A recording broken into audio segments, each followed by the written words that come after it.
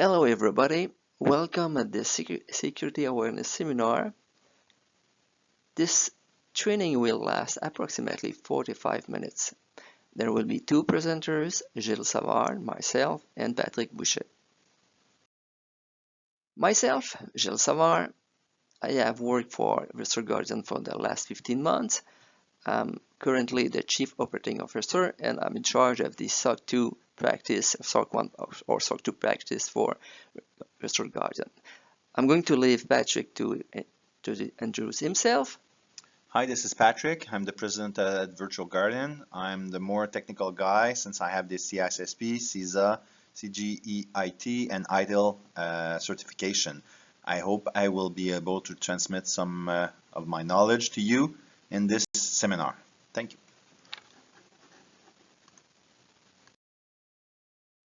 What's the agenda for this presentation?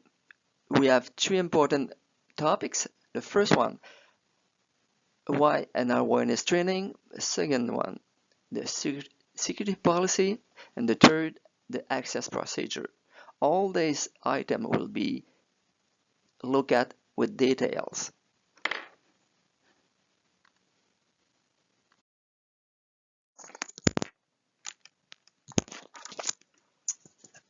Why an awareness training?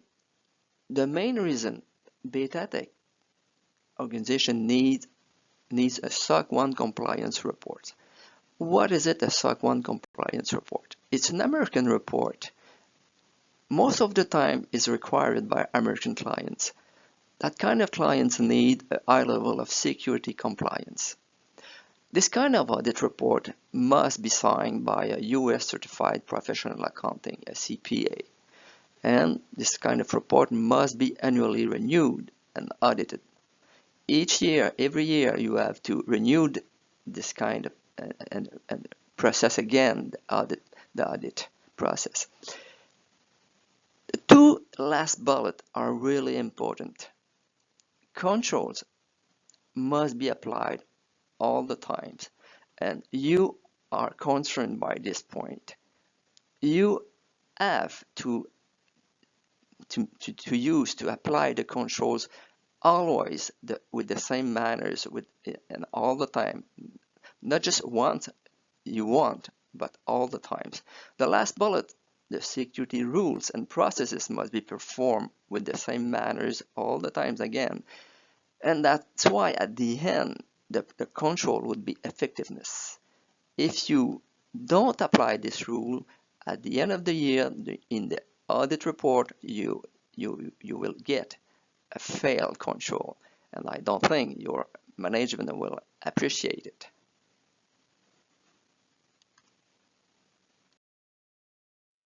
We are now in the slide number 5, lesson 1, security policy. The last week you received the formal security policy and the formal access procedure. We'll ask to you to read these two documents and to sign, to send me an email to confirm you have read and accept the French security rules. This security policy is based mainly on the ISO 20001 security framework, and like you are surely realized, John, the CEO, signed this security policy.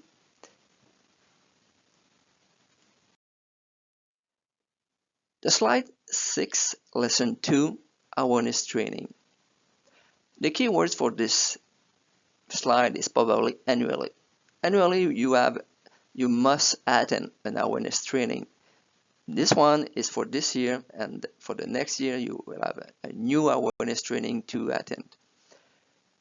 What's the most important points in this slide? First of all, the main paragraph, the human actions and behaviors are the most important aspect regarding the safeguards of information. Then, an awareness program will contribute to improve the knowledge about security and will help to develop the appropriate reaction. Third, the awareness program will focus on the importance of the information security, the consequence if someone does not respect the security policy, and the individual responsibilities concerning this policy. Then, finally, this is a continuous awareness program. Once per year, you will have to attend an awareness training.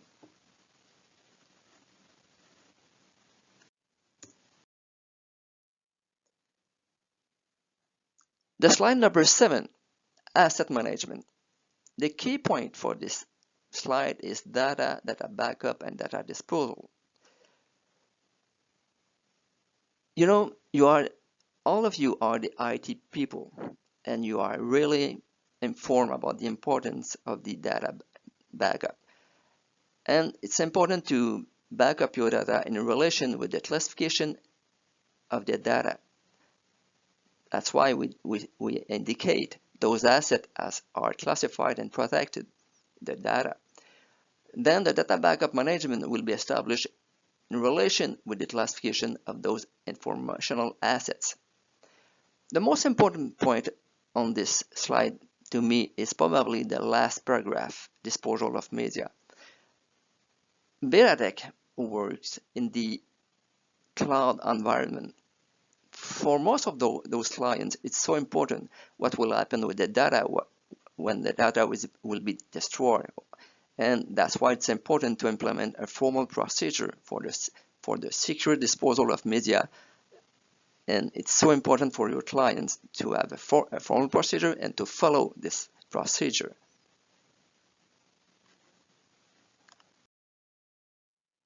All right, now let's talk about malware. You are all aware of virus, malware, worm that could affect your organization. So I'm going to pass really quickly on this one, but the main keyword I want you to remember is your data is important, and some system corruption or data corruption could impact your organization. That's why you need to have your antivirus installed and working at optimal capacity. Your updates need to be there, but the point I want to make with you today is you need to be aware of virus, so you are. And if you detect any kind of vulnerability or any kind of virus or malware, you need to inform your manager about it, and you need to open up a ticket in your ticketing system so we can gather as much data as why you were impacted, how come the virus managed to get inside the organization. So we need to learn from past mistakes so we don't make them again. And finally, the last keyword the last one that's green selected is please first do not uninstall your antivirus, but be careful when installing new software, because these new software could be, or mostly are prohibited on your computer, but could include some new viruses. And I mean, if you click and you install a new software, then a virus could come with it. So how do you protect yourself at work? First, ensure you have the takeaway thing you need to have here is make sure you have a legitimate antivirus and anti-malware running on your PC at all time. And before clicking on an email attachment, think. Lastly, do not pay a ransom. When we say think before clicking on an email attachment, because most of the virus, the way they get into your network, either at home or at work, is through an email. The thing usually with how do virus get into the organization is through the HR department. You know why? Because they send a PDF file that's infected, and the email says, here's my resume, I would like to work with you. So the HR person has no reason not to click on that attachment. But when the person did click, then the virus get propagated inside the organization. So how do you protect yourself? Antivirus and with a backup. Now we are in slide number 10, lesson 5, backup. The key point, safe backup and in relation with the risk. The most important thing about the backup, first of all, you have to document a procedure. And in this procedure, you have to have a specific paragraph for the restoration. It's important if your server crash or any kind of other problems, you have to restore the data. And so far, and for doing that easily, you have to document the restoration and to practice that. The second items on this slide is probably the most important, is to have a remote location at a sufficient distance to escape any damage from disaster at the main site. The last important point is probably you have to test regularly. The backup media should be regularly tested to ensure that they can be relied upon for emergency use. Often in different companies, we saw this situation. Yes, we do daily backup, and a crash occur, and when they try to use their backup, the backup is fail. And to eliminate this kind of risk, you have to test regularly your backup. And this point is important for the SOC 1 compliance report. All right, earlier in this presentation, I spoke to you about an email attachment.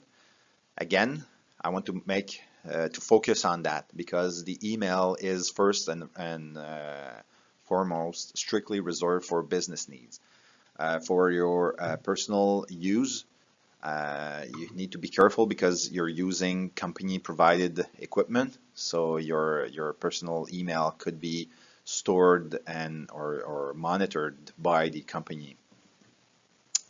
But again, I want to make sure to emphasis on do not download anything from the internet, file attachment or email that could be that your instinct tell you that there's something wrong. Please do not click on attachment or do not click on the link on the attachment. There's a pro tip. Before clicking on a link or on any link, hover your cursor over it without clicking. You will see the URL appear.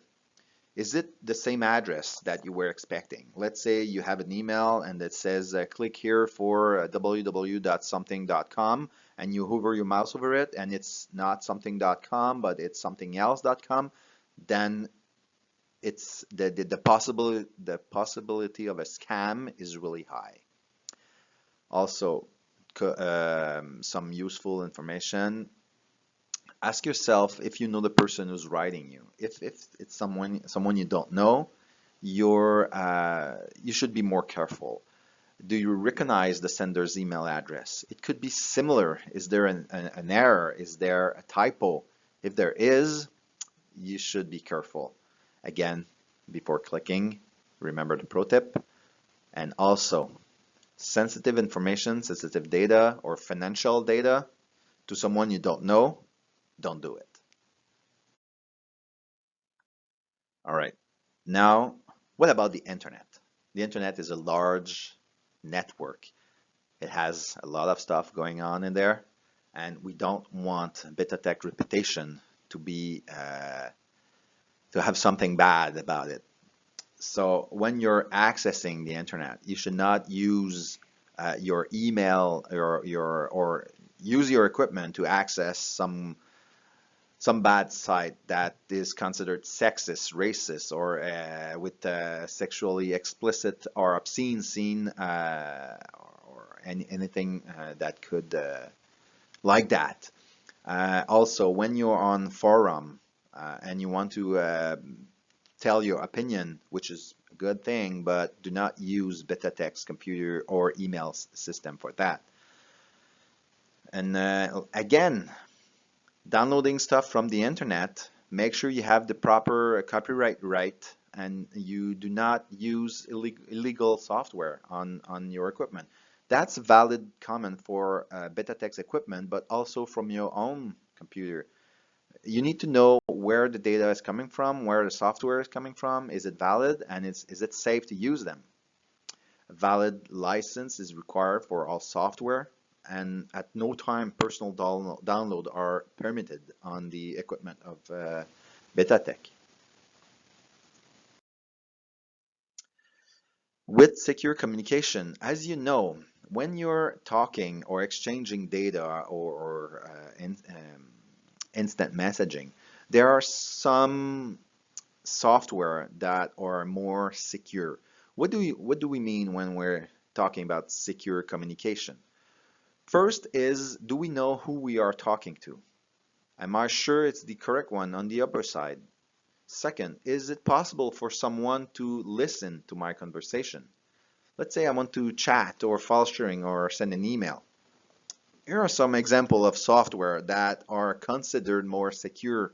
We have Slack, Jira, Confluence, Ignite, which have end-to-end protection, which are encrypted in transit when you're talking to the person on the other side. And some other software like WeChat and QQ, which are not configured secure. You should not be following you should not be using these tools for when making important or sensitive communication.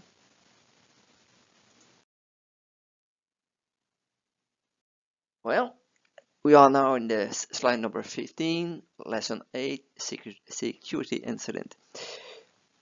The keyword for this slide is the report security incident to report the security incident to the appropriate person as quickly as possible. First, report appropriate person quickly as possible. This is the main important points in this slide. If you detect any security events or security weaknesses, it's important to report quickly and at the right person. The risk to minimize the impact of data breach would be important.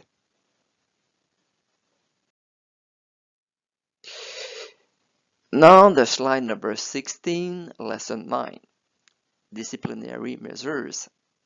The keywords in relation with the gravity of the incident. Today, in all security policy, we have a specific clause for the final provision for the disciplinary measures. It's a must for a compliance report because you want to encourage people to follow the rules of the security policy. That's why you put in place some disciplinary measures. The most important points for this slide is probably there is no exception. Everybody is concerned by the security policy, even the CEO. Then, if there is a violation of the security policy, the disciplinary measure would be applied in relation with the gravity of the action. And before the application of the disciplinary measure, there will be a verification. No disciplinary measure without a prior verification. And then finally, it's important, there will be a fair treatment in relation with the act, the security breach. And there is a relation between the security breach and the disciplinary measure. Slide number 17, lesson 10, review of the security policy. There are just two points in this slide. Two conditions to review the security policy. First, every 3 years, or if you have important changes. What kind of changes? You implement a new important controls, a new kind of business, a new kind of processes, or you have an important software implemented. All kind of important changes in the organization could be or might be change the security policy.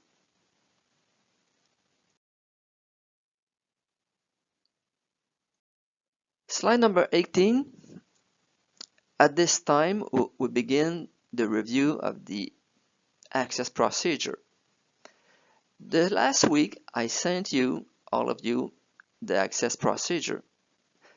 You have read the procedure and you confirm and accept the different rules indicated in the procedure.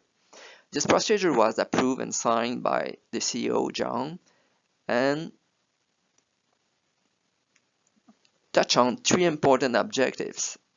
First, ensure that only authorized persons can access the organization data. Second, ensure that users can access data in relation with their level of responsibility. This is the segregation of duty. And third, ensure that only active staff can access the organization's data.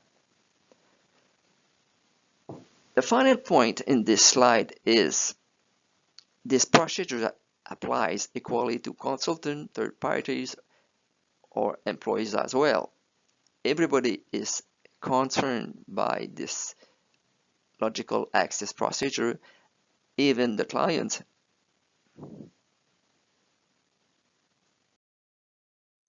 Slide number 19, lesson 12, logical access, general principles. The keywords for this slide is data owners are the ultimate responsibles. We have 6 different items on this slide important to review. First, data owners are ultimately responsible for accessing their application. Then, the owners of the data are responsible for authorizing access to their data. They are responsible for authorizing access, but IT department are responsible for granting those access. It's so important. The IT department must grant access, that data access. Then there are different measures in this like principles, and this measure concern the availability, integrity, confidentiality, authentication, irrevocability, the last one. The three first one I think you are really familiar with. The two last one we will review quickly. Authentication, which is a function to establish the validity of the identity of a person or device, and irrevocability, which is the property of an act of being definitive and clearly attributed to the person who perform it, or to the device with which the attack was performed. All to the last point, last item, will be reviewed later in the presentation. All right. Gilles told you about the general principle of identification. So let's go a bit deeper. The identification is who you are, and it has to be unique. It's not supposed to be. It has to be unique. So any generic account should not. It's not a good practice. The identification is the act of. It's the first step in getting access to your system. Your identifier must be unique, and after 1 year it has not been used, it will be deactivated or destroyed. The data owner must review at least 1 year the access. So let's say, oh, you, Patrick, have access to these 5 systems. Do you still need access to these 5 systems or not? So the data owner will review that access, this access right. The second phase is once you give your name and it's unique, you give your password. Again, I hope I'm not teaching you anything that your password must be unique and it must be strong. When I say strong, I say it should not be easy to know what it is. So if your password is the sun is yellow, it's a good password since it's a couple of words, but it's not strong enough. The password must ensure that only you know the password, and since it will be allowing you access to sensitive data or device. It must prove that you were the one doing these actions. Something to know is when you're not working on your laptop or computer, after a period of inactivity, the system will automatically terminate your session.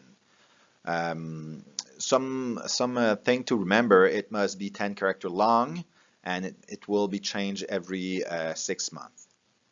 The history of the last 10 password will also be remembered, so you may not use your last password. Some kind of advice. I told you earlier in this slide that a password, the sun is yellow, could be a good password. It could be if you have, let's say, the sun, which is in capital letter, you have space, which are special character, sun is yellow, it's multiple word, and you may have a dot, exclamation mark, or question mark at the end, which is again a special character. So it could count as a strong password, since it's not easy to get. Well, it's easy to guess if I'm talking about the sun all the time, but it's an example of a good password you may use, and it's easy to remember for you, so it's a good thing. With the password, so my tips I just gave you about the sun is yellow, it comes from the new NIST framework.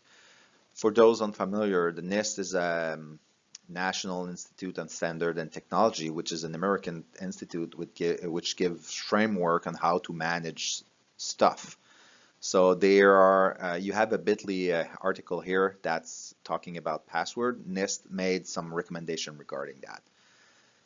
But the most popular password of 2013, 14, 15, and 16 was 1, 2, 3, 4, 5, and 6. Please do not use that password. Do not use a password, even if you have a strong 25 character long, very complex password, but it's always the same, you may be hacked. You know why? Because company get hacked all the time, and the hacker get the password database. And the first thing they do is they try the same password for other forum. Let's say Facebook was hacked and all the password was leaked. So what the hacker will try? Twitter password with the same username and the same password. LinkedIn, Snapchat, and all other account you may have. Do not store your password in a Word or Excel document on your computer. Use a password manager like LastPass or KeePass. And again, change your password regularly. It's a bit of a viewpoint. I myself do not recommend changing password every month. I recommend it changing 6 months or a year. But if you have the sun is yellow as a password, your next password is I used to think the sun was yellow, could be a good new password.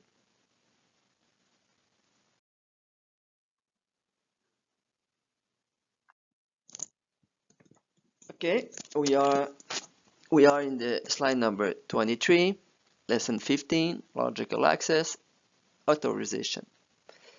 We talk about the segregation of duties, and this is an essential part of the logical access. What's it important in this slide? Access privileges must be granted and updated according to the tasks and responsibilities of each user. You could tell me, yes, it's a must. It's not necessarily a must. Sometimes it's not necessarily applied like that. If you have an accountant, don't give this person a system admin access. Each person in the organization must have the access in relation with his job responsibilities. Then the data owners must allow access to the data for which they are responsible. It's not the first time we talk about this specific topic. Then, the IT department is responsible for authorizing access to operating system databases and the central user directory. This kind of access is a privileged access, and this is the role of the IT manager to accept, to authorize access at this kind of system. And it's really the high privilege access. That's the most important for this slide. Then we will go at the next one. The lesson 16, logical access, irrevocability. All sensitive access must be logged. I already told you that you provided your name, which was unique. You provided your password, which was unique, I hope. Then I'm telling you, your action on the system will be logged. Your access will be logged also. There is a logging retention schedule based on the requirement by BetaTech. These requirements, schedule or retention schedule is there to make sure, remember, or we can go back in time and see who did what and when. So that's the whole point. You cannot say, oh, I didn't do this, since we have the logs that prove you did something.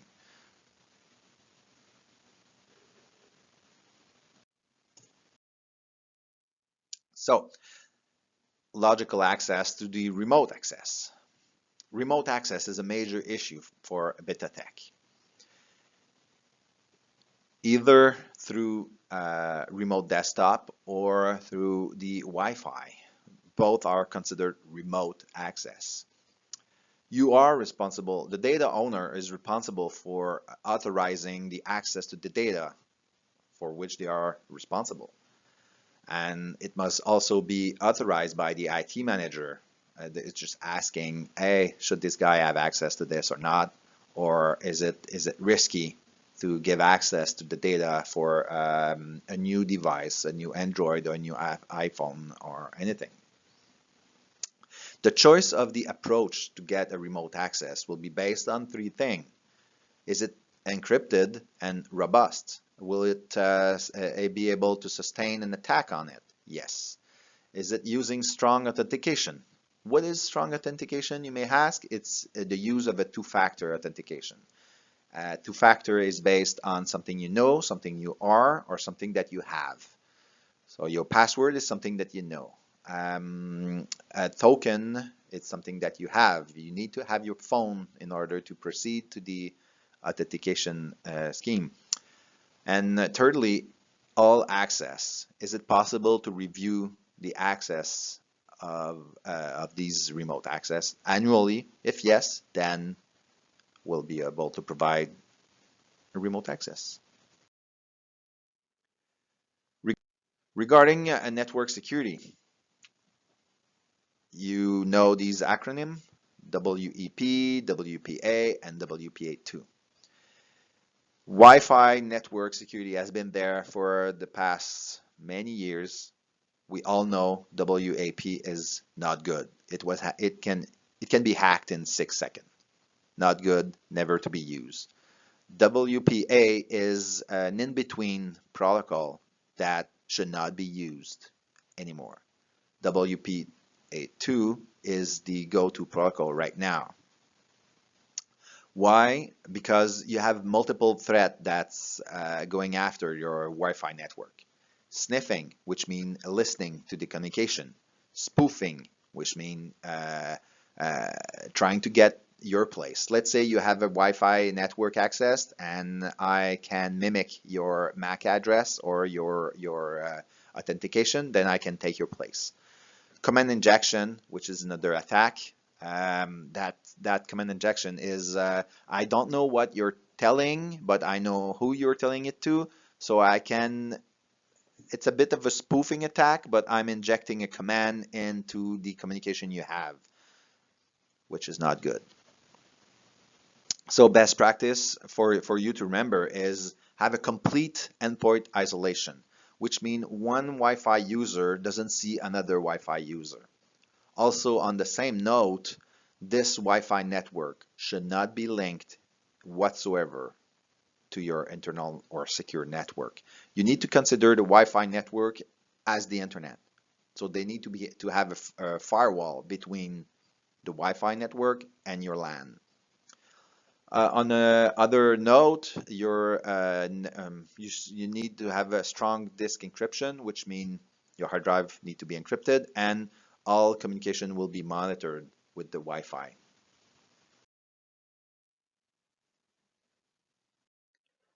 Slide number 27, logical access, but this time for the high privilege access. The key point, stringent processes and principles for the high privilege access. Basically, the high privilege access is the same, receive the same level of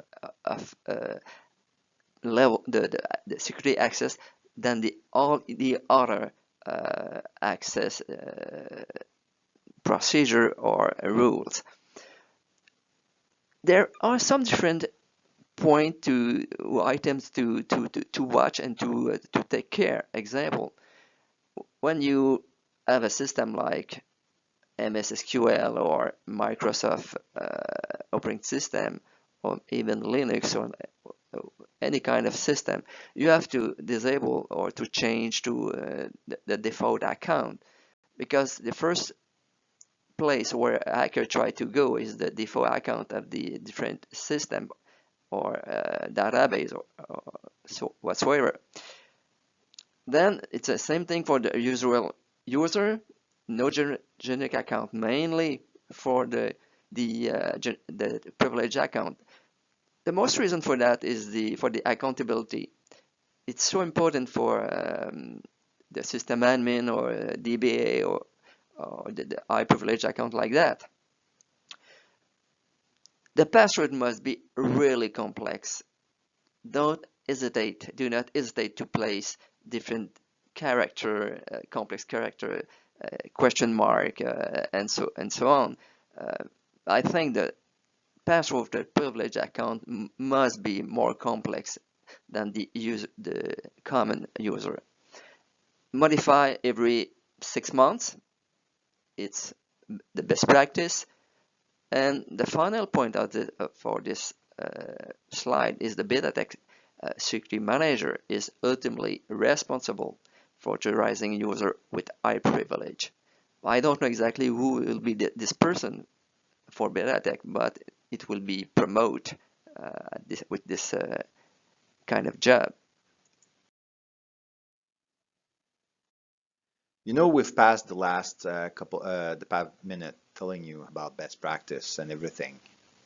Why? Because the risk is everywhere. You have virus, ransomware, which is in the news right now. You have phishing and phone scam, which mean you are being targeted by rogue hacker. You have multiple type of hacker, but you also have insider threat, user error. You know, error from the user, which is very common, or ex-employee or employee that are still working with you that could damage or don't do anything which could damage the organization. You have social engineering, and one of the most popular right now is denial of service or distributed denial of service. Be prepared. They are coming. Be aware. You will be a victim, and also finally be ready for it. How do I protect myself? Use password on your screensaver and make it kicks in after 2 minutes, so nobody will use your computer. Do not leave your laptop unattended or with the password. It's a safeguard. And do not store sensitive data on your smartphone, which could be stolen or anything. Make sure your laptop and phone is fully encrypted. That way, if it gets stolen, the thief only get a stone, something he cannot use. In case of a breach, you need to be aware that first, you need to inform your superior and you need to log a ticket into the ticketing system because we need to know what happened. You need to know what could be the consequences and we need to be prepared because they are a legal issue. In Canada, we have a law that's required for you to inform your client if their personal information was breached. So who are your client? Do you know? You need to know that. And are you able to reach them and tell them you were breached? That's the legal issue that's at stake right now. Well, this is the end of this seminar. And for the recap, the first point, remain vigilant. Second, think before you click. Third, respect policies and procedure in place, either for the security policy or the access procedure. And fourth, validate before you share information.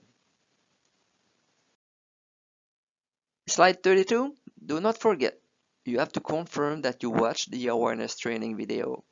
Your duty, send me an email. This is the address. And indicate the date you watch the video. This is important for the SOC 1 report. It's a specific control. Everybody, all people, all contractors and employees of BetaTech must confirm they attended an awareness training. We count on you. Then finally, the last slide. If you have any question, any concern, if you like to share some information and to have any kind of information, don't hesitate to contact us.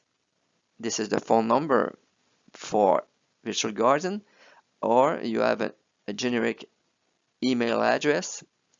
A lot of people look at this address several times per day, and don't concern about that. We will receive your email and we will answer. Thanks a lot, everybody, and so long for now. Thank you again for your time.